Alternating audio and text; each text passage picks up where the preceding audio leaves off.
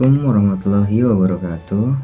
Hi, my name is Umar Sidik. I'm from 02 SIGE 004, room 539, and I, along with my crew member, will present material about noun and verb.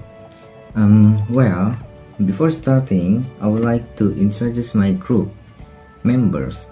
There are Ade Rusdianto, Azza Astri Fatina, Brigita Manjatri, and the last one is Intan Marcelina. Okay, I will start the presentation from my group. In English, a noun is a word that represents a person, place, thing, or idea. Nouns are one of the fundamental parts of speech and play a central role in construction sentences.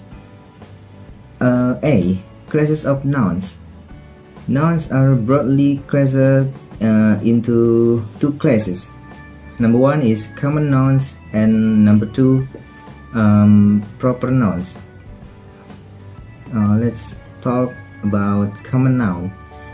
A common noun is a word that names a general person, place, thing, quality, or idea. Common nouns for person, there is man, woman, teacher, etc. For place, market, state, school, and etc. And for thing, it's like car, computer, pencil, etc. Idea, plan, is cause, freedom, and then etc. Quality, resilience, patient, brave, etc. We're gonna talk about number two is proper noun. A proper noun is the naming word that distinctively names an individual member of a class. It includes personal names, Alice, John, and names of places, Canada, Oslo, etc. And then formal titles like knights, reverence. The word proper is derived from the word property and has the meaning of one's own. In writing, proper nouns are capitalized.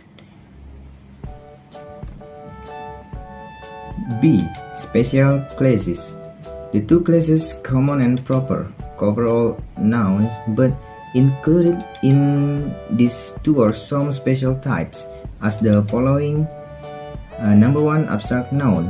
Abstract nouns are naming words that name ideas, emotion, or others. Concepts that do not have an actual physical form. Some examples of abstract nouns include despair, happiness, courage, strength, wish, etc.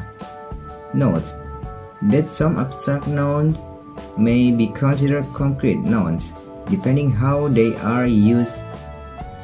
The root of a plant, the root of the issue, a whisper of dove. However, some abstract nouns are countable. Example: dreams, fear, triumphs, or successes, etc. While some are uncountable. Example: charity, ignorance, paleness. Number two, countable noun. Countable nouns are nouns with both singular and plural forms, and they name anything or anyone that can be counted. Countable nouns are usually preceded by indefinite article, such as a bucket or the church, or by such possessives as my example, my car, or our vocation, except where they operate like uncountable noun in similar expression as at school. Uncountable noun. Uncountable noun represent something that cannot be counted. For example, Such things include steam, water, dampness, frustration, oxygen, etc. They generally cannot be referred to in the plural because they can be made plural, hence they always take a singular verb in a sentence. Uncountable noun is also known as mass noun and are considered opposite of countable nouns and also similar to collective nouns. Number 4, concrete noun. Concrete noun refer to things that have some kind of actual physical form, including people and animals. Concrete nouns identify concrete objects that we can perceive through our sense. These concrete nouns can be touched, felt, held, seen, smelled, touched, or be heard. Depending on the context, concrete nouns may be variously categorized as countable like bird, plants, houses, etc., or uncountable like snow, water, food, etc. Concrete noun is the opposite of abstract noun. 5. Collective noun. A collective noun is a noun that refers to a group or collection of persons, animal, or things as a complete whole. Examples of collective nouns are emphasized in sentence below. 1. Our class has 42 students. Class is a noun naming a group of students. 2. Their team play excellently. Team is a noun naming a group of players. 6. Compound noun. Compound nouns are two individual words that carry one meaning. Compound noun vary in form. Some are closed, some are open, and some are hyphenate. The following are some examples of compound nouns. Closed form: airbag, carjacking, eyewitness, fingerprint, pickpocket, and wheelchair. Open form: airbag, bomb squad, case study, death rate, flash flood, shockwave, and street smarts. Hyphenate form are backpedaling, byproduct, do-gooder, no-brainer, plea-bargain, self-defense, and the last is stretcher bearer. 7 is gerund. A gerund is a special type of noun. It is a verb from ending ing that is used as a noun. They are usually called noun verb. For example, cooking is an excellent hobby. Walking can be a great exercise. Skating takes most part of her day. And next is function of nouns. First, subject of the sentence. Example, Nagi kicked the ball. Kick is a verb. Nagi tells who or what kicked the ball. Therefore, Nagi, which is the doer of the action, is the subject of the sentence. 2. Direct object of the verb. Usually, a direct object must receive action. So, the verb must be an action verb. Does the verb perform an action? For example, is Miku played a piano? First, is playing an action? Definitely yes. Piano is definitely the direct object. 3. Indirect object. An indirect object is a person or thing to whom or for which something is done. For example, Yui gave her some money. Yui gave what? Some money. Money is the direct object. To whom or what or from whom or what did. Jane gave the money. Her. Her is the indirect object. Number 4. Subject complement. For example, the lady is an engineer. The word which follow the linking verb is the subject complement. It functions to rename or describes the subject or lady. It also completes the meaning of the subject lady in the sentence. Number 5. Object of preposition. Prepositional phrases in a window or group of words beginning with a preposition and generally ending with a noun. For example, from the beginning of the term, Ayano was centered he would make good grades. Beginning is the object preposition for from the term in the object preposition of. Number 6. Predicate nominative.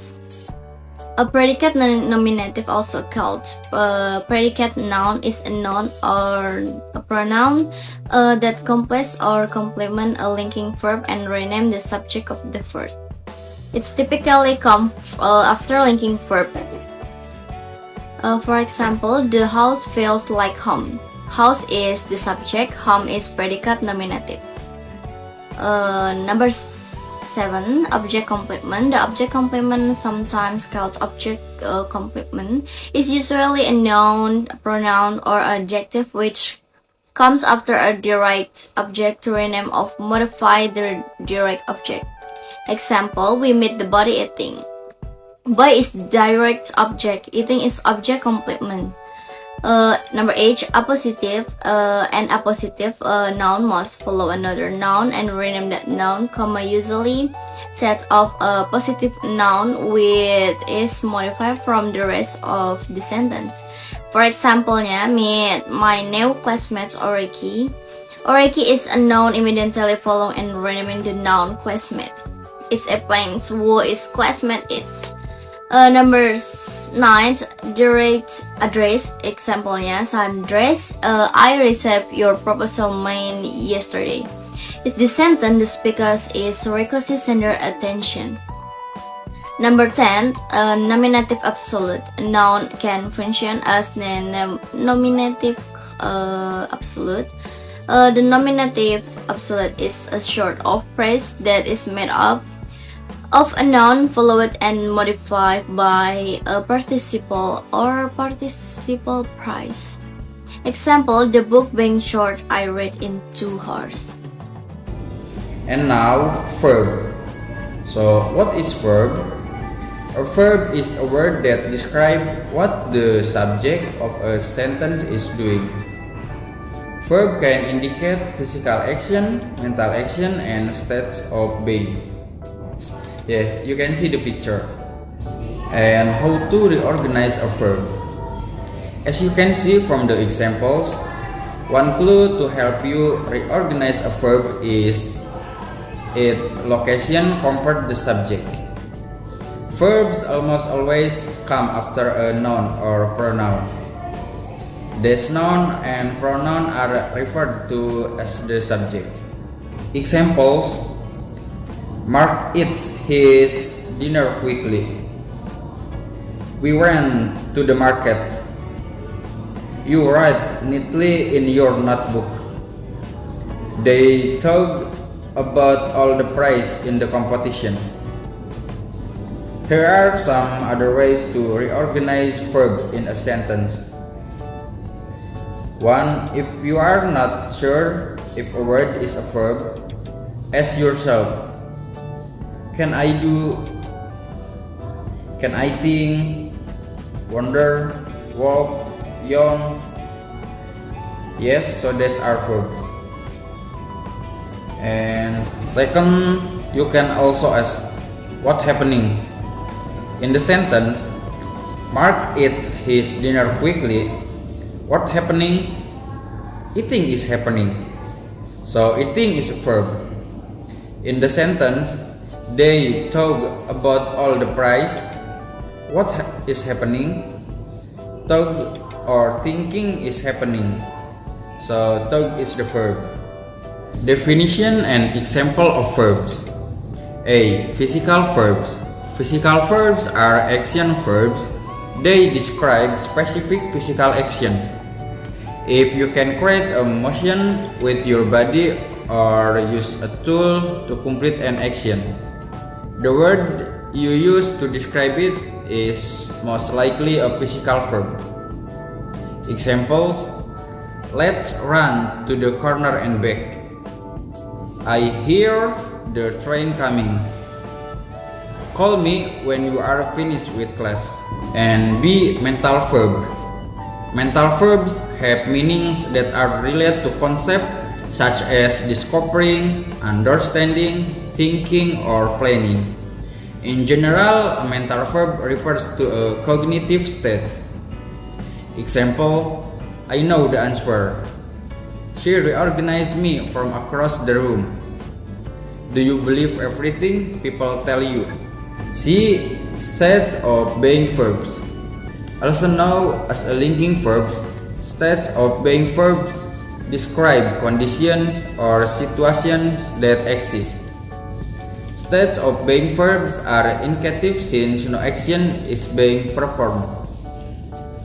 These verbs forms of to be such as is, are usually complemented by adjectives.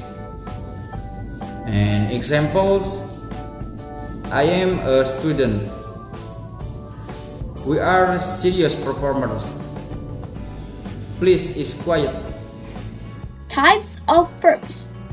There are many types of verbs.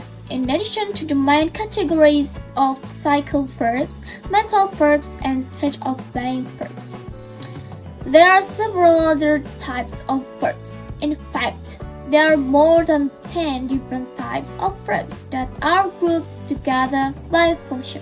There is action verbs, transitive verbs, intransitive verbs, auxiliary verbs, stative verbs, modal verbs, phrasal verbs, and less irregular verbs. You can read the explanation here. Okay, that's all from our explanations. If there are words mistakes, please forgive us. And thank you. Bye bye.